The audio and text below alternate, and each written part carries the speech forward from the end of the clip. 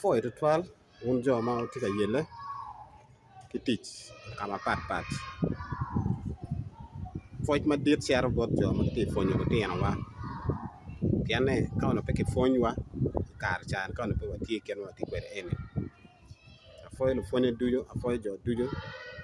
ma ki tie ka yele ki fony o kan in kano manoke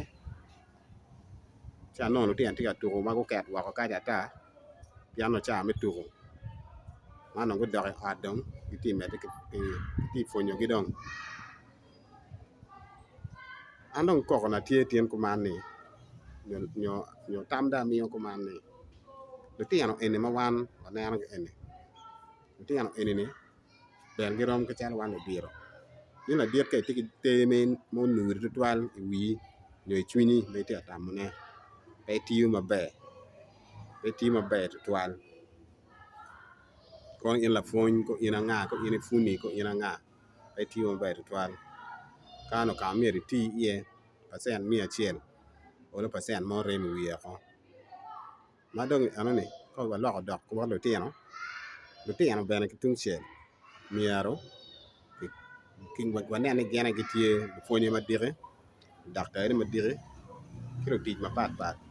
kado ngi miyo pori ni fony mi igi mabene mi igi fony mabe adada kamoy kan me ye me fony ye kamoy kan me ye me tich ye yene fony nyo mabe yan dire yana ye ko be konyo wa ikar ma nim roba kono ki tiche opoko tich mapat jo mukene kago bino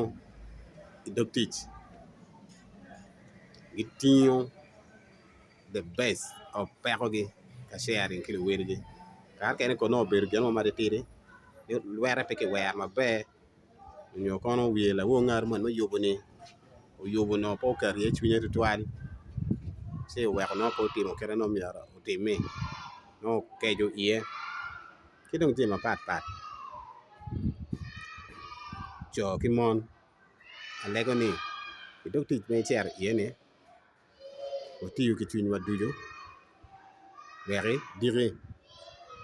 aduki ne onen mabe maloy ne en fonyo no tieno en makini chingwane fonyo gi kar ke je maduong fonyo gi tiyo tich matek fonyo gi tiyo tich maduong maloy jok dano dujo ana foyo matek ni won ruba okonyu tak lego ni kit geno mo ken miya ke chulo kwere miya ke chulo adada ini wek ngo wek iyo bano bet yom cham ben ngo miya ro cham mat ben geno miya ro mare wek no gangu bene jemi obet iye mabe